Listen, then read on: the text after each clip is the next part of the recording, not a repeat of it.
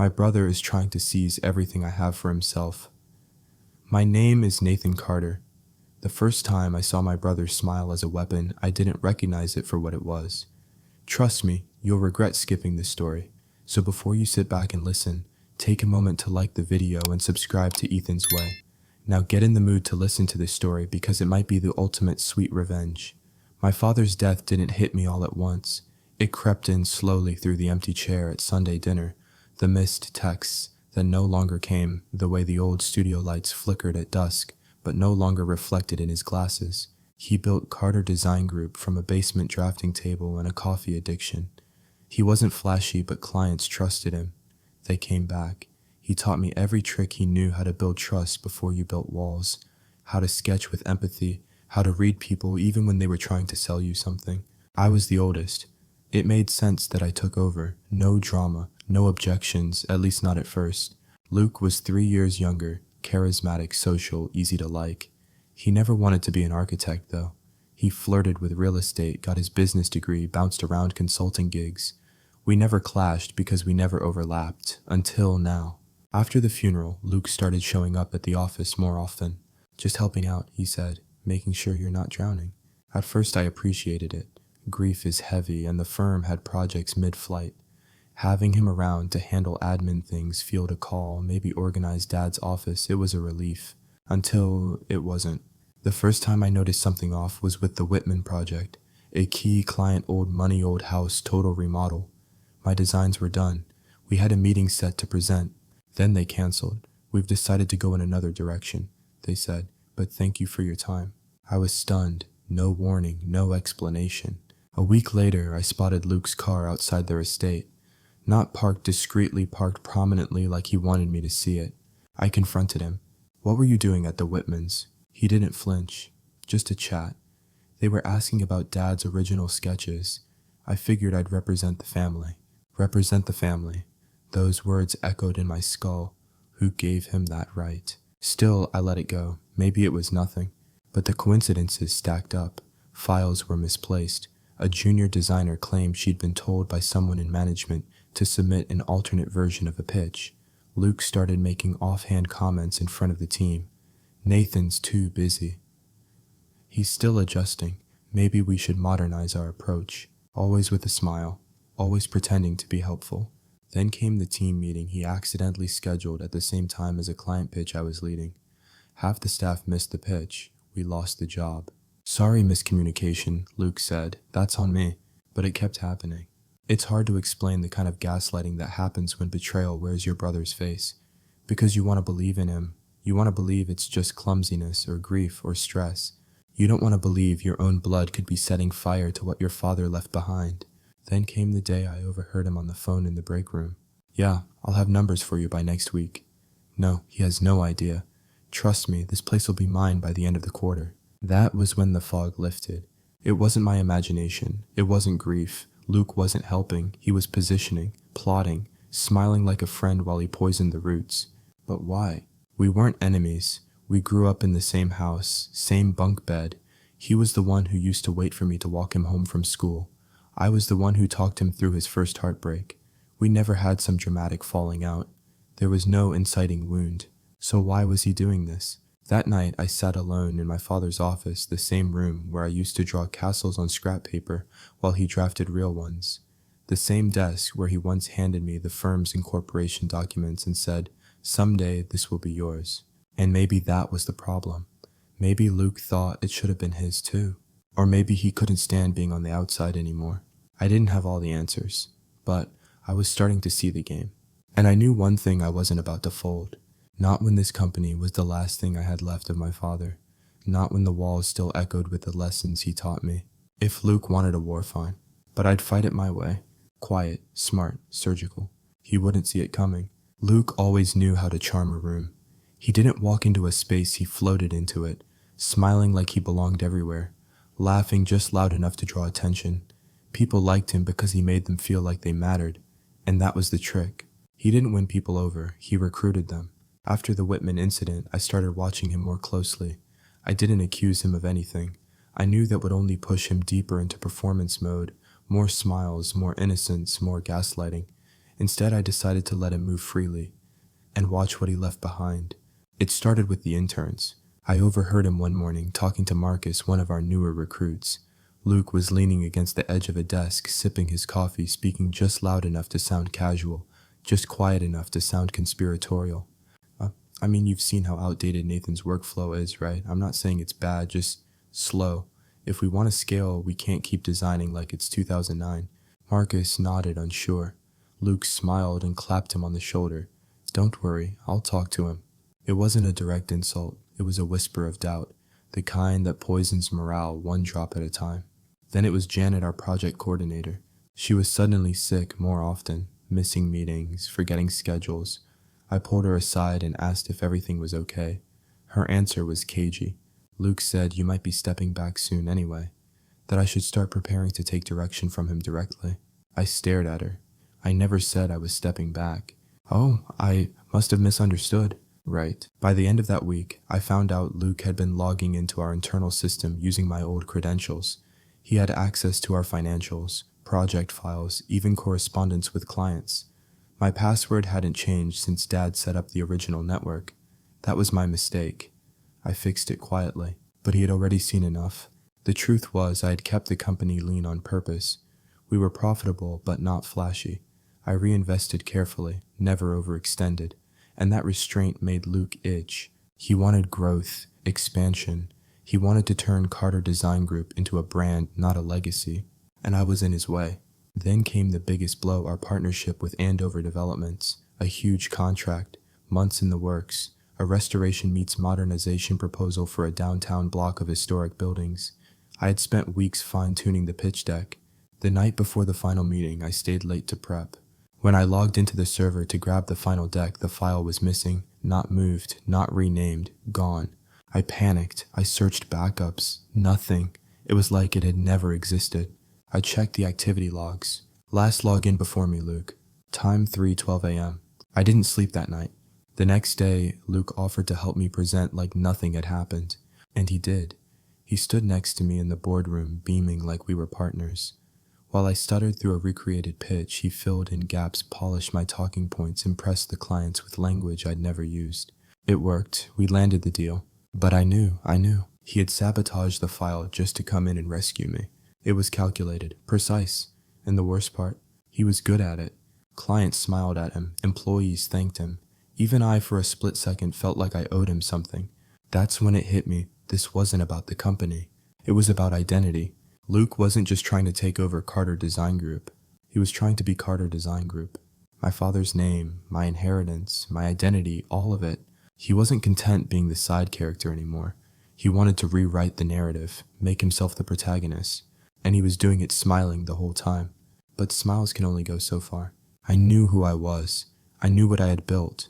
And I knew that beneath Luke's charm there was a cold hunger he couldn't hide forever. It was only a matter of time before the mask slipped. All I had to do was wait. There's a kind of betrayal that doesn't scream. It whispers, slips in through closed doors, changes things before you even know what you've lost. That's what Luke did with the Bowman deal. The Bowman project was a generational opportunity, a landmark redevelopment on the edge of the city industrial bones turned residential gold. It was the kind of work that got magazines talking, that put your name next to the word visionary. I had been in quiet negotiations for months. The client, Grace Bowman, was precise, selective, and guarded. But we clicked. She appreciated my restraint. She wanted integrity in the design, something rooted in story, not spectacle. We met 4 times. Each meeting went better than the last. Then she went quiet. No emails, no calls, just silence. I didn't panic, not right away. Projects this size moved slowly. People got busy. I followed up, twice. A week passed, then another. Still nothing. So I decided to do something I never do. I showed up at her office unannounced. Her assistant looked startled when she saw me. "Oh, Nathan," I thought. "Well, Luke said." I froze. What did Luke say? The door behind her opened. Grace Bowman stood there. Her expression was cordial, but distant. "Hi, Nathan. I wasn't expecting you." I asked if she had a moment. She hesitated, then let me in. Her office was full of renderings I didn't recognize. Bold, angular lines, overly stylized, flashy. I asked the obvious question, "What is this?" She didn't lie. Your brother presented an alternate vision last week, said the firm was evolving. I tried to keep my voice steady. Did he say I approved that? No, she said carefully. He implied the leadership structure had changed, that you were transitioning out of day-to-day creative. I felt heat flood my chest. He doesn't speak for me, I said. Grace raised an eyebrow. Then you two need to align, because right now your brand is fractured, and I don't work with unstable partners. That was the moment I realized Luke wasn't just undermining me. He was erasing me. I left her office without saying goodbye. My hands shook the whole way down the elevator. I didn't go back to my firm. I went straight home, locked the door, and sat in silence. The rage came in waves. He had gone to her behind my back. He had represented our company, my company, as if he owned it. And the worst part? He didn't even care if I found out. That's what made it so brutal. There wasn't even the courtesy of deception anymore. Just bold-faced ambition. He wanted to replace me, not just at work, but in the eyes of our clients, our legacy, our father's name. When I finally confronted him, he didn't flinch. I found him in the break room pouring a coffee like it was any other day. What were you doing meeting with Grace Bowman? He glanced at me, then shrugged, pitching a better version of our firm. Our firm, he sipped his drink. You can't expect to carry this forever, Nate. You're holding on to some relic of what Dad built. But the world's changed. We need to evolve. I'm just making sure we stay ahead. By stabbing me in the back. He smiled. No, by stepping in where you're stuck. I stared at him. That smile, the same one he used to give me when we were kids, when he'd talk his way out of blame. Back then, it meant nothing. Now it felt like a blade. I built this place, I said. You wouldn't have a single client without me. You built the past, he said. I'm building the future. I wanted to hit him. God, I wanted to knock that smugness out of his voice. But I didn't, because I had finally seen the truth. Luke wasn't just ambitious. He wasn't just insecure. He genuinely believed he was saving the company. And in that belief, he would justify anything, even betrayal, even war. So I walked away, not because I was scared, but because it was time to stop playing defense. From now on, I wasn't going to wait for Luke to make his next move. I was going to make mine. Ending of part 3. If you were in this situation, would you forgive or take revenge? And comment below to let us know. There's a strange comfort in believing your mother sees everything, that no matter how chaotic the world gets, she's the one person who can read between the lines, sense the shifts, and restore balance with a single quiet word. That illusion died the day I realized my mother already knew what Luke was doing and said nothing. It was a Saturday afternoon when I drove over to her place. Not for dinner, not for a chat. This time I came with purpose. I walked into the kitchen. She was steeping tea, calm as ever, humming some old tune from our childhood. The house still smelled like lavender and old books. My father's presence lingered in the leather chair by the window, but he was gone, and Luke was taking everything he left behind. Mom, I started sitting down. I need to ask you something serious. She looked up gently. Of course. Do you know what Luke's been doing at the firm? She didn't blink. He's helping, isn't he? I kept my voice controlled. He's not helping. He's sabotaging. He went behind my back with Bowman. He's been manipulating clients, employees, even lying about ownership. She stirred her tea, slow and measured. That's a strong accusation. It's not an accusation. It's a pattern. And I need to know, have you talked to him about any of this? Silence. She didn't look at me right away. Instead, she picked up her cup, took a sip, and placed it back on the saucer. Your brother's always felt like he was left behind, she said softly. I stared at her. That's not an answer. I'm trying to explain, she said, when your father passed the company to you. Luke, well, he took it hard. He may not have said it, but I saw it. The jealousy, the confusion. He felt invisible. Dad made it clear the business would go to me. I know, and I supported that decision, but Luke isn't like you. He doesn't process loss by withdrawing. He needs to feel needed, important. So you're saying his betrayal is my fault? She flinched just slightly. No, I'm saying, maybe he's acting out of pain, not malice. I couldn't believe what I was hearing. Mom, he's trying to take everything Dad built, everything I've kept alive. And maybe he thinks you're clinging too tightly to something that needs to grow. I pushed back from the table, stunned. Is that what you think? I think you're both hurting, she said. And I think your father's death left a hole neither of you knows how to fill. I stood. That doesn't excuse what he's done. No, it doesn't, she said quietly, but it explains why I didn't interfere. I looked at her for a long time, not as my mother, as someone who had silently watched me drown and decided the storm was good for me. You could have stopped this, I said. You could have told him to back off, reminded him who built this. She looked away and risked losing him completely after losing your father. I felt something inside me break. That's when I knew she wasn't neutral. She was protecting him, even now, even as he burned what Dad left behind. I left without saying goodbye, drove around for an hour with nowhere to go, ended up back at the office alone in the dark. The silence felt heavier than usual. The shadows on the walls looked longer, meaner. For the first time, I understood what I was up against. Luke wasn't alone. He had my mother's quiet approval whether she admitted it or not. And I was now standing not just against my brother, but against my family. I got the envelope on a Tuesday morning, plain manila hand-delivered to my office by a courier who didn't even make eye contact. I opened it casually, expecting maybe a contract or a design review. But what I pulled out instead stopped my world. It was a formal petition for co-ownership of Carter Design Group, filed by Luke Carter, complete with a copy of an amended version of my father's will. I stared at the paper. The language was clean, clinical, like someone had gone through great lengths to make it look legitimate. According to this version of the will, my father had intended for Luke and me to share the firm 50-50. No prior mention of this, no previous version ever said that. Not once in all our family discussions, not once in the paperwork that passed through the lawyers after Dad died. And yet here it was. Luke was making it real. I couldn't think. I couldn't breathe. I stormed out of my office, got in my car, and drove straight to our lawyer's office.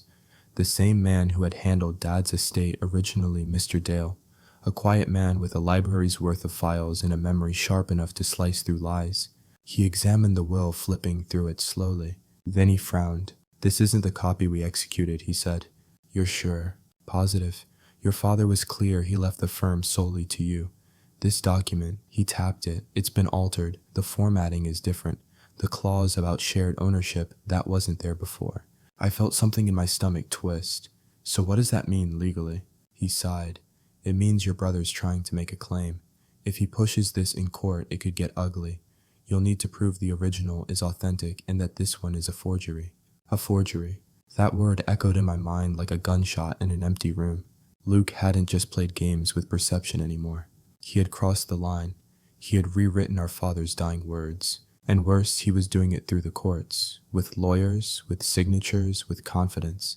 I left Dale's office feeling like the floor beneath me was cracking open. And the moment I got home, I saw it was already getting worse. There were 3 voicemails from clients concerned about the change in leadership. Someone had tipped them off. One of them had already decided to withdraw a project. I didn't need to guess who was behind it. That night, I sat alone in the kitchen, glass of bourbon untouched on the table. Papers spread out around me like shrapnel. Luke's version of the will. The real one. My father's old letters, meeting notes, anything that could be used as evidence. Then my phone lit up. Luke. For a moment, I just stared at his name. The same name that used to flash across my screen when we were kids calling to borrow cash or ask for help moving. The same name that now made my blood run cold. I picked up. "What the hell are you doing?" I asked, voice sharp.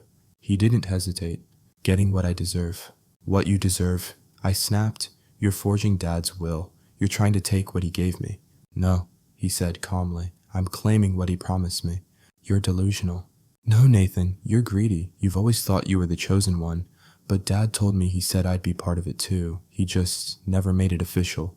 So I'm doing that for him." I was speechless. "You're insane." "No," he repeated colder now. "I'm done being the shadow. You're not better than me, Nathan. You just got a head start, and now I'm catching up." He hung up before I could answer. I stared at the screen heartbeat pulsing in my ears. Luke wasn't acting out of pain anymore. He was acting out of vengeance. He wasn't just trying to win. He was trying to replace me, legally, publicly, permanently. And for the first time I felt fear, not of losing the company, but of what it would do to me to lose it to him. Because if Luke took Carter Design Group, he wouldn't just erase me. He'd rewrite everything I had ever stood for. He lured me into that room like it was a family dinner. No warnings, no explanations. Just a message from Luke that said, "Let's talk. No lawyers, just us. We can fix this." I knew better. But some part of me still clung to the version of Luke who used to ride bikes with me to the corner store. The Luke who cried when Dad grounded us both for something I did. The Luke who used to slip into my room when storms rattled the windows and ask if he could sleep on the floor just to feel safe. So I answered the message. Okay, let's talk. He said to meet at Mom's house, neutral ground.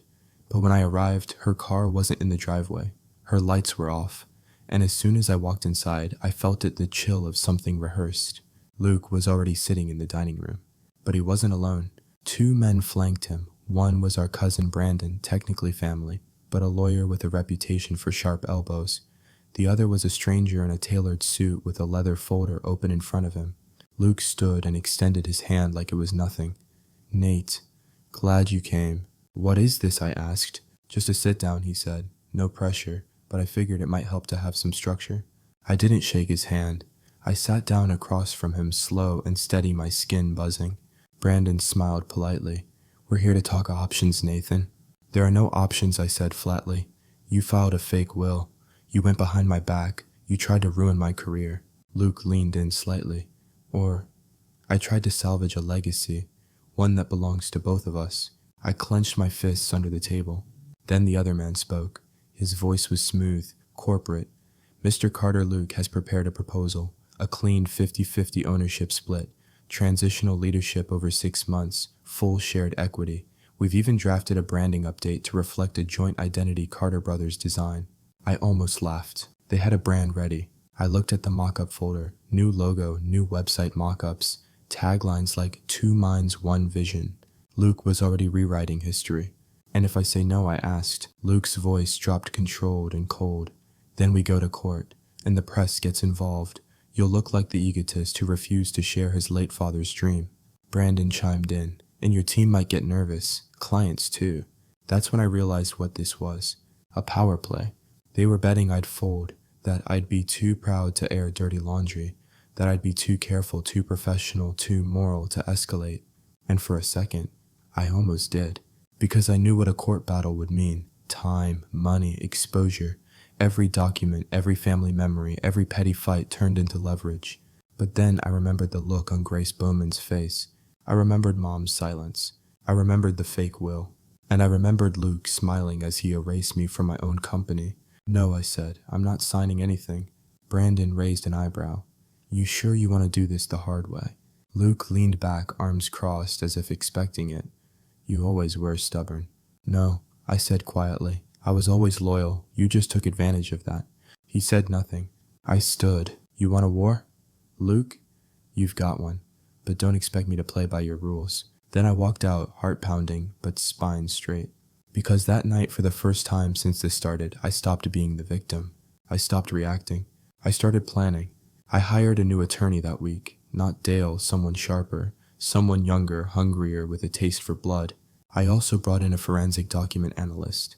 If Luke wanted to play legal chess, fine. I'd flip the whole board. This wasn't about salvaging our relationship anymore. That died the day he weaponized Dad's will. Now it was about survival. Mine, and the legacy I refused to let him steal. If Luke was going to play dirty, I'd have to get my hands a little messy too. Not reckless, not cruel, just prepared. So I started recording. Every conversation, every friendly check-in, every casual comment he made in the office. I bought a slim audio recorder the size of a flash drive and kept it clipped inside my jacket. I wasn't looking for drama. I was looking for patterns. And it didn't take long. One Thursday afternoon, I was walking past the conference room and heard Luke inside with 2 junior staffers, Rachel and Amir. I paused by the door out of sight and hit record. His voice was smooth, reassuring. I know Nathan means well, but he's not thinking long term. He's burned out. You've seen it. He doesn't adapt. If we want to stay relevant, we need younger energy. People like you two. He lowered his voice like he was offering a secret. When the restructure happens, I'm going to need leaders. People who get it. People who were loyal when it mattered. Amir laughed nervously. Rachel didn't say anything. But Luke just kept going. Stick with me. I promise it'll pay off. That night, I played the audio back, again and again. It was subtle, just vague enough to sound innocent, but it was clear manipulation. He was planting seeds, splitting loyalties, building a silent army inside my own company. And it didn't stop there. A few days later, I caught wind of something even worse. Janet, our longtime project coordinator, the one Luke had once told was better off reporting to him, had suddenly resigned. No warning, no exit meeting. Just a goodbye email sent at 2 a.m. Her message was vague. This isn't the place I joined. Good luck. I called her. She didn't pick up. But an hour later, I got an anonymous email with no signature and no subject. Attached was a screen recording. Luke, in the office, sitting across from Janet's desk, leaning in. Look, you've got to decide where your loyalty lies, he said. Nathan's not stable right now, and this firm won't survive if we keep letting him drag it down. Janet looked stunned. You want me to what, undermine him? No, I'm saying you have a choice. Back someone who's rebuilding or stay loyal to a sinking ship. She didn't answer. The video cut off there. I don't know who sent it. Maybe Janet, maybe someone watching, but it was enough. I now had proof Luke wasn't just strategizing. He was pressuring employees, creating a hostile takeover under the mask of family. I showed the footage to my new lawyer. She nodded. It's good, not definitive yet, but it paints a picture. I needed more, and I needed it fast. So I turned to someone I never thought I would, Michelle, my father's old assistant. She had left the firm shortly after Dad died, said it didn't feel the same. I asked her to meet me at a diner near the train station. She agreed. Michelle was always sharp, like a human ledger with a soul. I showed her the video, told her everything. She was quiet for a long time. Then she said, Your dad suspected this might happen. I blinked. What? She nodded slowly. The year before he died, he asked me to update the business continuity files. He was worried Luke would challenge the will someday. He even recorded a video for the firm's records, his own words explaining why he left the company entirely to you. My jaw dropped. You have that. I kept a copy, just in case. She handed me a thumb drive. I watched it that night. There he was, my father, sitting in his office, wearing his old sweater, tired but focused. I built this company with Nathan in mind. He's the one who stood beside me from the beginning. Luke chose his own path, and that's okay. But the firm goes to Nathan. That was it. No legal jargon, no drama, just truth. I cried for the first time in months. Not because I missed Dad, though I did, but because finally I had something stronger than Luke's lies. I had clarity. Now, it wasn't just about strategy, it was about justice. And I was going to make damn sure Luke saw the truth whether he wanted to or not. You don't expect betrayal from someone who's been with you since the beginning. But I guess that's the point, isn't it? The knife only cuts deepest when it comes from someone you trusted. His name was Mark Dempsey. He wasn't flashy like Luke. He didn't play politics. At least that's what I believed. He was one of my first hires after Dad passed. A quiet workhorse of a man, steady, competent, always early. The kind of guy who said whatever you need, boss, and meant it. He was my right hand for 5 years. Until I noticed he stopped meeting my eyes in the hallways. He started missing check-ins, dodging meetings, handing in late work with vague excuses. At first I chalked it up to burnout. We all felt the pressure. The company was in limbo. Clients were skittish. The legal cloud hanging over everything made us all tense. But then I got the email. It was short, anonymous again, 2 sentences. Ask Mark what Luke promised him. He won't lie if you corner him. I stared at it for a full minute. Then I marched straight to Mark's office. He looked up surprised. Hey Nathan, everything okay? I shut the door behind me. Did Luke offer you a promotion? He blinked, hesitated. Then, what are you talking about? Don't lie to me, Mark. I've stuck my neck out for you more times than I can count. I need the truth. He stared at the desk for a long moment. Then he exhaled and said, Yeah, he did. Silence. He said when the firm's structure changed, he wanted me as director of projects. Said I'd have more say, better pay. He made it sound like you were ready to step down anyway. And you believed him. Mark winced. He was convincing, man. And you've been distant. You haven't trusted anyone in months. People feel it. So instead of talking to me, you chose him. Mark stood, almost pleading. I didn't choose anyone. I was just trying to keep my future intact. I looked him in the eyes. You know he's lying. You know what kind of person he is. He didn't answer. That was my answer. I turned to leave, but then his voice stopped me. Wait, he said. You need to know something. I paused. He stepped closer, lowered his voice. Luke's been offering deals to half the staff. Promises, titles, even bonuses. He's trying to buy loyalty before the court hearing. I turned around slowly. Why are you telling me this now? Because Mark said, guilt flooding his face. He also told me to find the original files for the Andover project and delete them. Said they were in the way. I didn't do it. But if he's willing to destroy your work, this isn't just ambition, it's war. I didn't thank him. I couldn't. Not yet. but I nodded and left. That night, I started calling the rest of the team, quietly, carefully, one by one. Some ignored me. Some denied everything. But a few admitted what Mark had confirmed. Luke was building a kingdom inside my walls. He wasn't just rewriting the company. He was replacing the people too. And that's when I realized I had one last move before the hearing. Something bigger than audio files, bigger than Mom's silence, bigger than Luke's pitch decks and fake smiles. I had the people who hadn't folded, the ones who'd seen the rot and said no. And with their help, I built a dossier, emails, deleted messages recovered from the archive, a timeline of manipulations, and at the center of it all, Mark's sworn statement. The next morning, he handed it to me in person. "I'm not proud of how I got here," he said, "but if this helps make it right." I nodded, finally meeting his eyes. It does. And for the first time in months, I felt like the tide had shifted. Luke thought he was playing a Game of Thrones, but I wasn't playing anymore. I was taking it back. She came to me at night, not with fury, not with guilt, just trembling silence and a folder clutched to her chest like it might break her. I hadn't seen my mother in weeks, not since the hearing date was set and our family fractured like dry glass beneath the weight of truth and denial. She hadn't called. I hadn't reached out. We were two people walking parallel in the dark, both pretending it wasn't happening. Then came the knock on my office door. It was nearly midnight. I was still working, half of me wired on cold coffee and legal anxiety, the other half emotionally numb, burying myself in paperwork to avoid remembering what I was actually fighting for. When I opened the door and saw her, I didn't speak. Her face was pale lips, pressed tight eyes red like she hadn't slept or had cried herself sick. She looked older, smaller, not the woman who once carried two boys through a storm of grief after our father died, but the woman who stood silently by while one son tried to destroy the other. That woman was still her too. "I didn't know where else to go," she said softly. "I didn't move. You picked the one place where Luke wouldn't be." She flinched, a tiny wince like a wound pressed accidentally. "Can I sit?" I stepped aside, letting her into the office. She looked around like she barely recognized the space. Maybe she didn't. She hadn't visited since Dad's memorial. I gestured toward a chair. She sat, gripping the folder tighter. "I've been thinking," she began. "A lot. About choices, about silence." I stayed standing. "I need to confess something," she said. "Something I should have told you the moment it started." She placed the folder on the table and opened it with a hesitation that made my chest tighten. Inside was a document I recognized instantly. It was the letter the one Luke's legal team had submitted, the letter written in her hand, claiming she remembered our father expressing a desire to split the company between both sons. "I wrote that under pressure," she said. "Luke came to me the week after the funeral.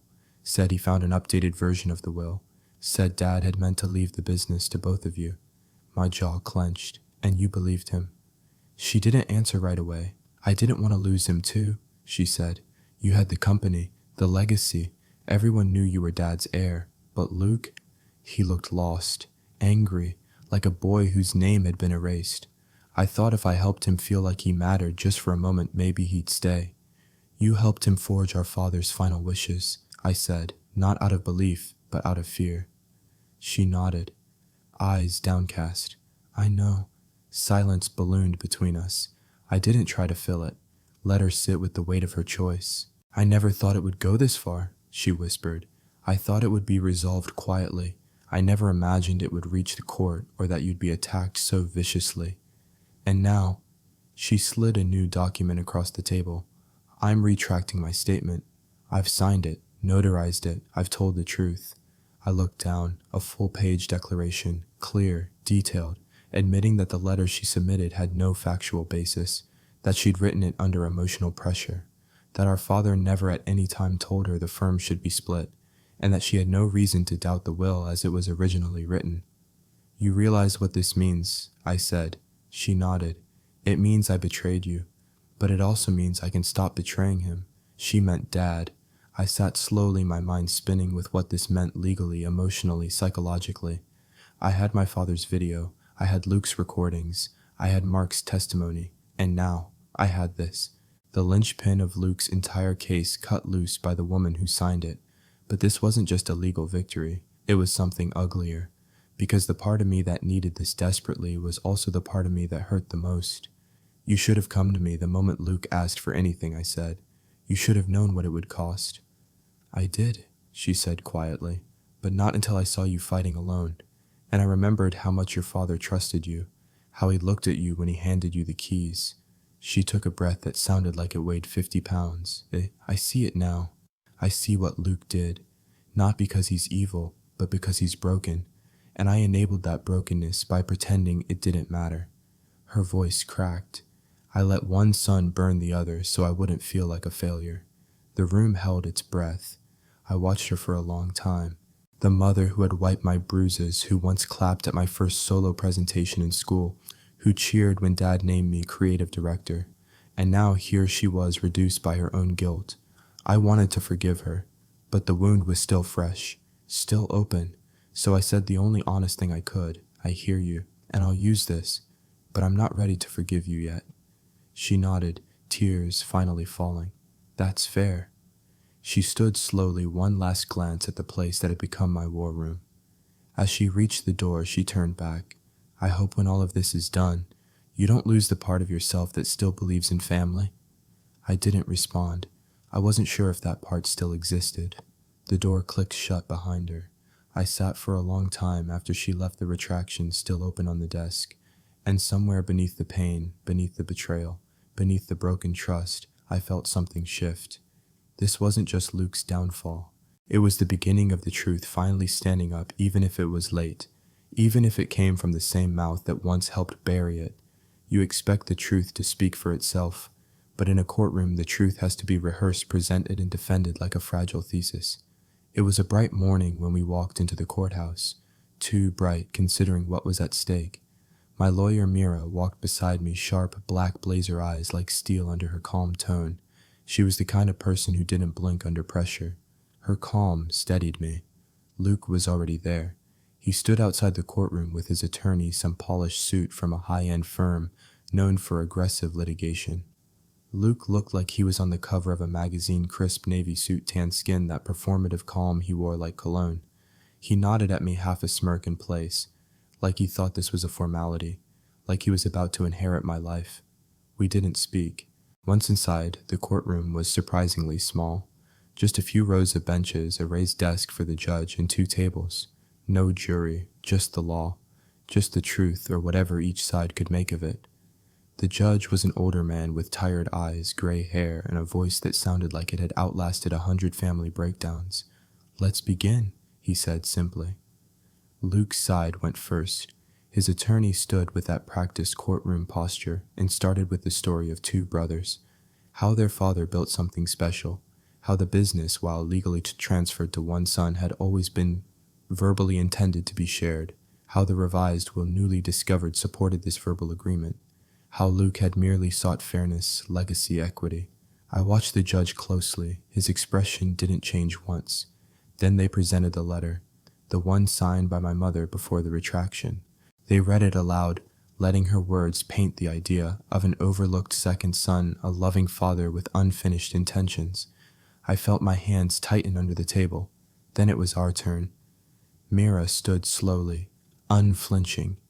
"Your Honor," she began, "there are 3 facts that must be established clearly in this case." She held up one finger. One, the original will filed and executed properly, gives full ownership of Carter Design Group to Nathan Carter. No ambiguity. Second finger. 2, the alleged revised will submitted by Mr. Luke Carter is not verifiable, has inconsistent formatting, and cannot be corroborated by any independent party. Third finger. And 3, the testimony Mr. Carter's case relies upon his mother's statement has since been retracted under oath with a notarized declaration that it was written under emotional pressure and without factual basis. Then she walked to the evidence table and held up a USB drive. And beyond legal documents, we have something stronger than memory. A video recorded by Mr. Carter's father 1 year before his passing. It was a legacy message, unprompted, unscripted, his own words. The judge nodded. "Proceed." They played the video on the screen at the front of the courtroom. There he was, my father, sitting in his old office chair, looking tired but composed. No dramatic music, no lighting tricks, Just Dad speaking from a place of clarity. I built this company with Nathan in mind. He's been at my side from the beginning. Luke has his own talents, his own path, and that's fine. But Carter Design Group, this legacy belongs to Nathan. That's my decision. Silence. Not even a cough in the room. Luke didn't flinch, but I saw his jaw twitch. Then came the rest of our evidence. Email correspondences, client testimony, internal communications between Luke and employees, some recovered after being deleted, where he discussed transitioning Nathan out and rebuilding the firm in his image. And finally, the audio recordings. Mira played a short but powerful segment, Luke's voice, Nathan's losing grip. He won't be here much longer. Just hang tight, and when I take over, you'll be rewarded for staying loyal. The judge leaned back, fingers steepled. Do you deny making this statement? Mr. Carter, Luke's attorney, stepped in. Your Honor, these recordings. I asked him, the judge cut sharply. Luke looked up, eyes dark. I don't recall saying that. Mira didn't even smile. She just handed the court clerk a document, a sworn affidavit from Mark Dempsey, who had confirmed the authenticity of the recordings and detailed Luke's attempts to manipulate the staff. Then came the retraction. The judge read it silently. My mother's words this time, raw and simple. I, Claire Carter, declare under oath that the statement I previously submitted in support of Luke Carter's claim was inaccurate and made under emotional distress.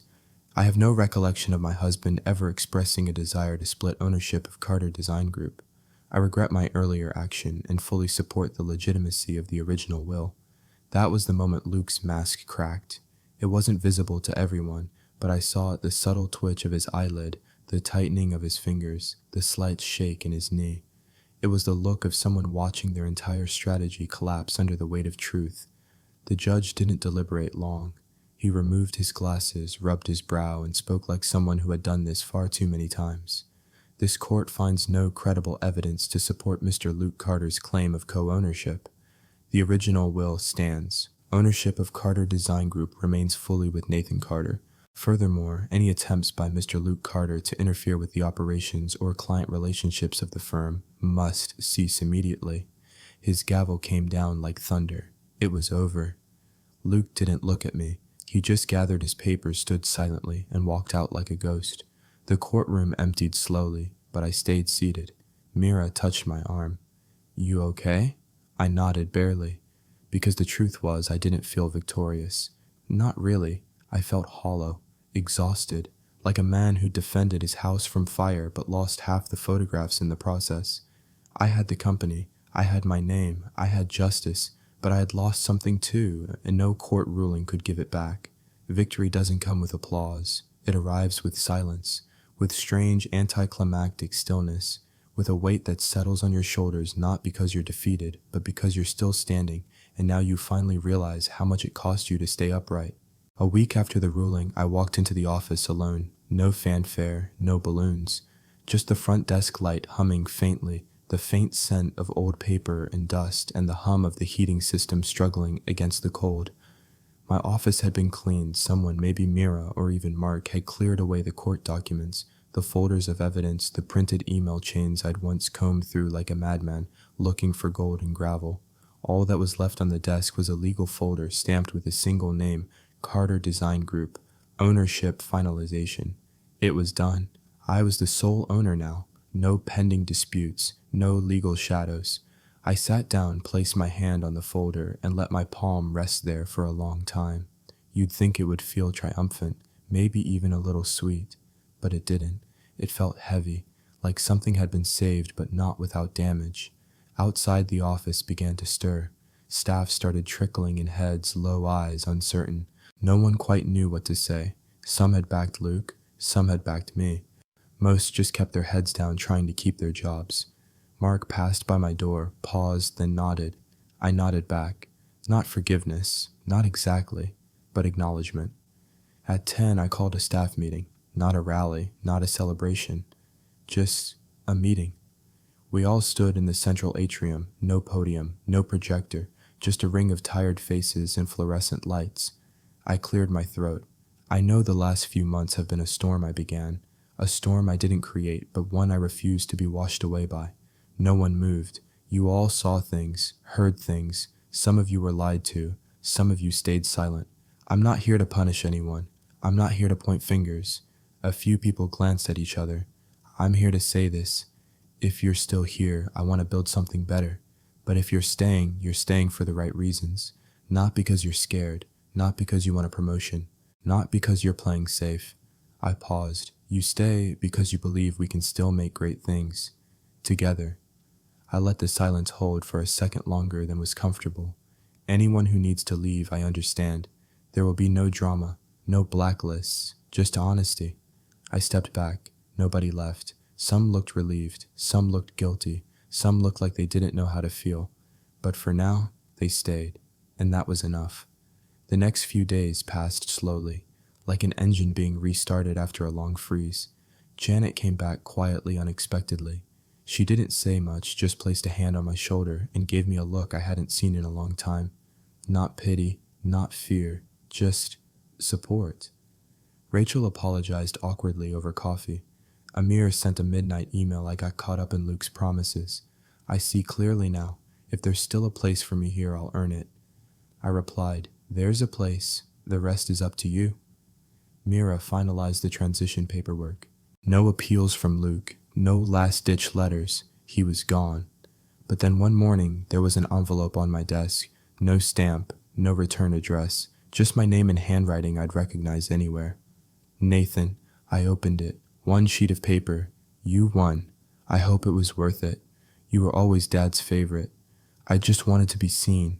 There was no signature. He didn't have to sign it. I knew. I folded it once, then again. I placed it in the bottom drawer of my desk next to my father's old fountain pen and the original set of office keys from when we first opened.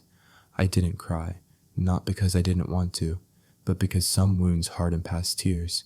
A few days later, I visited Mom. She greeted me with a fragile smile and a warm plate of food as if we were just two people trying to pretend like we hadn't both been standing on opposite sides of a courtroom not long ago. We didn't talk about the trial, not at first. We talked about the garden, the weather, a neighbor's new dog. Then quietly, she said, he's not speaking to me. I didn't have to ask who she meant. I think he'll carry this with him forever, she added. I sipped my coffee. So will I. She nodded.